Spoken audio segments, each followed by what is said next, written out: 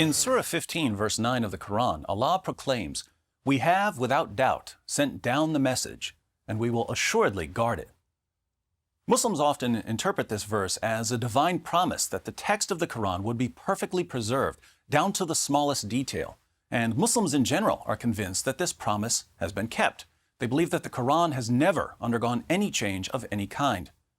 This belief is shocking to anyone who's studied Islam's sources because the sources are filled with reports about changes to the Quran and disputes concerning the contents of the Quran. Interestingly, the Quran was only compiled as a book because much of it was lost. Shortly after Muhammad's death, the first caliph, Abu Bakr, needed to suppress a rebellion, and he sent many of Islam's most trusted Quran reciters into battle. Many of these reciters died, and Muslim sources such as Ibn Abi Dawud's Kitab al-Masahif tell us that portions of the Quran were forever lost because so many Quran reciters were killed.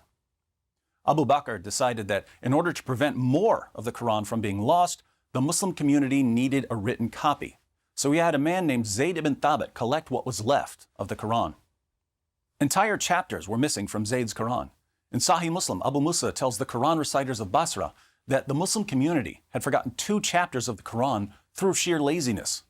One of the chapters was as long as Surah 9. In Abu Ubaid's Kitab Fada'il al-Quran, Aisha says that more than 2/3 of Surah 33 was lost. In Sunan ibn Majah, Aisha reports that certain verses of the Quran were lost because she had the only copy of these verses, and her copy was eaten by a sheep. By the time of Uthman's reign as third caliph, there were so many differences in the way Muslims were reciting the Quran, Uthman decided to take action. In Sahih al-Bukhari, Uthman orders the Muslim community to send him all their written manuscripts of the Quran, and he burned them all. Then he issued a new written version for Muslims to recite.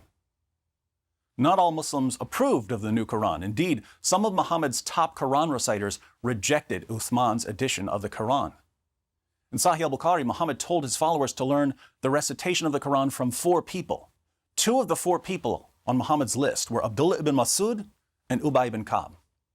Ibn Masud claimed that the Quran should only have 111 surahs. He claimed that Surah 1, Surah 113, and Surah 114 were just Muslim prayers and that they shouldn't have been included in the Quran. Ubay ibn Ka'b, another of Muhammad's top reciters, claimed that the Quran should contain 116 surahs. He said that Uthman's Quran was missing 2 prayers that should have been included, and these are different from the 2 chapters that Abu Musa said were forgotten. So Muhammad's best reciters couldn't even agree on what was supposed to be in the Quran, which means that the process of compiling the Quran was a difficult and sloppy process. Due to these disputes among Muhammad's hand-picked reciters, Muslims are faced with a dilemma. If Muslims say that the Quran we have today has been perfectly preserved, they must say that Muhammad was horrible at choosing scholars since he selected men who disagreed with today's texts. If, on the other hand, Muslims say that their prophet would know whom to pick regarding Islam's holiest book, they must conclude that the Quran we have today is flawed.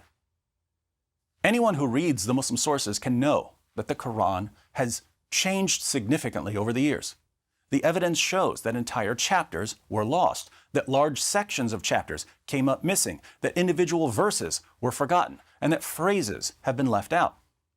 Muhammad's best teachers and reciters couldn't even agree on which chapters were supposed to be in the Quran. The early Muslims understood this.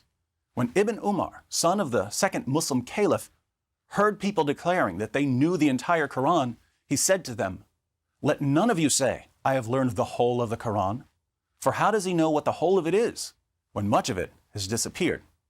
Let him rather say, 'I have learned what remains thereof.'" This raises an obvious question. What's the difference between a book that's been perfectly preserved and one that hasn't been perfectly preserved? If Muslims are right, there's no difference at all. The typical characteristics of a book that hasn't been perfectly preserved are missing phrases, missing passages, missing chapters, disagreements about what goes back to the original, and so on. But the Quran has all of these characteristics. So Muslims who are aware of the evidence, but who also want to maintain the perfect preservation of the Quran, must say something like this: yes, the Quran has all the characteristics of a book that hasn't been perfectly preserved, but it's been perfectly preserved anyway. Strange claim. We should also take note of the obvious. Muslim scholars are well aware of the fact that the Quran has been changed, and yet they tell less educated Muslims that the Quran has always been exactly the same. Why are Muslim scholars and leaders deceptive about the history of their book? Moreover, if they're willing to deceive their fellow Muslims about the history of the Quran, what else are they being deceptive about?